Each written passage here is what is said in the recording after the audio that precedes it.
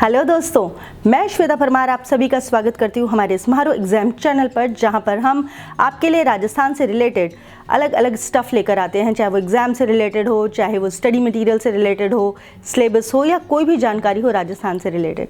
और आपके मार्गदर्शन के लिए हम लेकर आते हैं, जी हाँ, सक्सेस स्टोरीज़ उन लोगों की जिन्होंने कुछ अलग हटकर ये मुकाम हासिल करा, और इसीलिए आपको हम सुनाते हैं ताकि आपको भी मार्गदर्शन मिले। तो आज की जो कहानी है वो बहुत ख़ास है। वो एक ऐसे शख्स की है जिन्होंने बिल्कुल ये सोच लिया था, ठान लिया था कि मुझे ये हासिल करना है, और उन्होंने कर लिया। जी हाँ दोस्तों, कई बार हम ये देखते हैं कि कई लोग होते हैं जो सोचते हैं लेकिन फिर नहीं मिलता तो दूसरी तरफ चले जाते हैं, लेकिन कुछ लोग होते हैं जो वो मुकाम हासिल करके छोड़ते हैं। तो आज जो मैं आपको कहानी सुना रही हूँ वो 2016 की सक्सेस स्टोरी के क्रम में है, जो है प्रेम चौधरी जी की, जिन्होंने RAS 2016 में 92nd रैंक हासिल की थी। उन्होंने 2 बार RAS एग्ज़ाम में सफलता प्राप्त की और परिवार और समाज को बहुत गौरवान्वित भी किया। अगर हम उनका परिचय दें तो सिर्फ इतना ही नहीं कि वो प्रेम चौधरी हैं, जो कि वीरमाराम चौधरी के पुत्र हैं, जो कि एक शिक्षक हैं, बल्कि सबसे बड़ी बात यह है सिर्फ 25 वर्ष की उम्र में उन्होंने ये मकाम हासिल किया। उन्होंने 2 प्रयास करे थे। 2013 में 470वीं रैंक आई थी, SSO बने थे, और 2016 में 92nd रैंक आई थी। उनका माध्यम हिंदी ही रहा और वे मूल निवासी हैं महावीर नगर के, जो कि चौहटन में है और बाड़मेर जिले में आती है। उनका इससे पहले जो चयन हुआ था वो RAS 2013 में हुआ था, जिसमें वो सामाजिक सुरक्षा अधिकारी बने थे, और उनका जो कार्य अनुभव है वो है कि वो प्रशिक्षु थे सामाजिक सुरक्षा अधिकारी के तौर पर, और पंचायत समिति पापाड़ शहर जोधपुर में उस वक्त वो तैनात थे। उनकी शैक्षणिक योग्यता है कि वो ग्रेजुएट हैं BTech ऑनर्स से गवर्नमेंट इंजीनियर कॉलेज बीकानेर से। उन्होंने पोस्ट ग्रेजुएशन किया ज्योग्राफी में JNVU न्यू कैंपस जोधपुर से। पहले ही अटेम्प्ट में उन्होंने NET JRF भी क्रॉस कर लिया। 2013 में उन्होंने कोई कोचिंग नहीं ली थी, लेकिन 2016 में उन्होंने अपने मेंस की कोचिंग ली थी। वो ये कहते हैं कि अगर आपको अपना चयन कराना है, अगर आप वाकई चाहते हैं कि आप चयनित हो, तो क्या स्ट्रेटजी होनी चाहिए? सबसे पहले मेंस का सिलेबस लीजिए।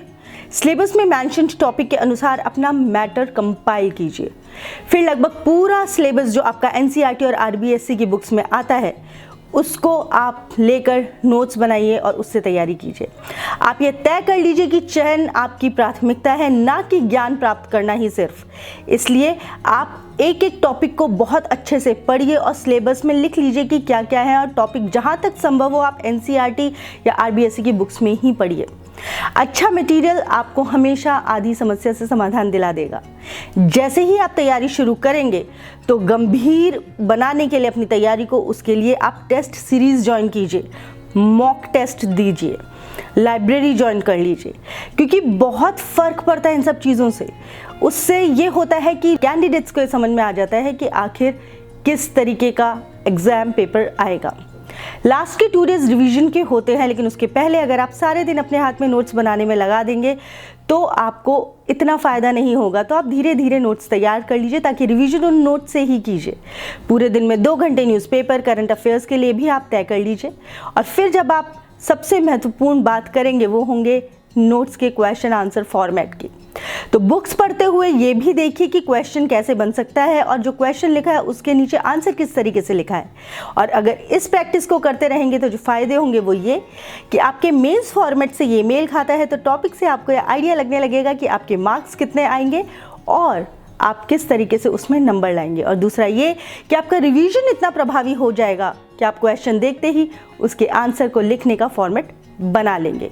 तो मतलब ये हुआ कि क्वेश्चन आंसर फॉर्मेटिंग आपके लिए बहुत ईजी हो जाएगी। आप अपने सेक्शन वाइज डिसाइड कर लीजिए कि आपको क्या पढ़ना है, कितने करंट अफेयर्स में, पॉलिटी में कितना, जो कुछ भी आपका सिलेबस है उसमें आपको कैसे तैयारी करनी है। और जब आपका लक्ष्य होगा कि कौन सी रैंक लानी है और आप उसी के अनुसार मेहनत करेंगे, नियमितता बनाए रखेंगे, तो निश्चित ही सफल होंगे। चाहे आप 6 घंटे ही क्यों ना दें प्रतिदिन, लेकिन वो 6 घंटे आपके ऐसे होने चाहिए जो क्वालिटी टाइम दे रहे हैं। किसी भी तरह का विराम नहीं आना चाहिए बीच में। अतिरिक्त कोई कार्य नहीं करें, चाहे आपको कैसा भी लग रहा हो। हाँ, आप अपनी हॉबी, आउटिंग, खेल, इन सब के लिए एक अलग समय निकाल लें। 6 से 7 घंटे की नींद भी बहुत ज़रूरी है दोस्तों। ऐसा नहीं है कि हमें सिर्फ पढ़ते रहना है, ठीक है। मैटर प्रॉपर होना चाहिए, कोई भी टॉपिक सही रेफरेंस से पढ़ें, ये उन्होंने बहुत ज़रूरी चीज़ कही है। टेस्ट सीरीज़ उन्होंने बोला ही है, जो मैंने आपको पहले भी कहा है। और स्ट्रेटेजी के साथ साथ उन्होंने ये भी बोला कि जो बहुत ज़रूरी है वो है रिटन प्रैक्टिस। रिटन प्रैक्टिस बहुत अच्छी होगी, आंसर राइटिंग का फॉर्मेट बहुत अच्छा होगा, आपके माइंड में रहेगा तो आप नंबर बहुत अच्छे लाएंगे।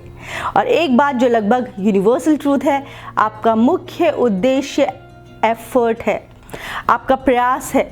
रिजल्ट क्या रहेगा ये विश्लेषण एग्जाम के बाद ही होगा। तो वो कहते हैं सबको, मैं भी कहती हूँ आप सबको ऑल द बेस्ट, और आपके उज्जवल भविष्य की मैं कामना भी करती हूँ। तो उनकी मैंने आपको सीख भी दे दी, उनकी तरफ से आपको संदेश भी दे दिया, और मैंने ये भी बताया कि उन्होंने कैसे स्ट्रेटजी बना के अपनी पढ़ाई करी। तो आप भी ऐसा ही करिए, और अगर आप पहले से ही कर रहे हैं तो बहुत बढ़िया बात है। तो चलती हूँ मैं, मिलूंगी मैं फिर आपसे यहीं मारो एग्ज़ाम के चैनल पर। तब तक आप तैयारी कीजिए और जल्दी से अपने आप को उस युद्ध के लिए तैयार कर लीजिए जिसके लिए आप बहुत लंबे समय से प्रैक्टिस कर रहे हैं। अगर आप नए हैं तो प्लीज़ सब्सक्राइब कर लीजिएगा ये चैनल, और ये बेल आइकन प्रेस कर दीजिएगा ताकि आपको नोटिफिकेशंस मिलते रहें और हम ऐसे ही एक दूसरे से रूबरू होते रहें, आप अपडेटेड रहें। थैंक यू, नमस्ते।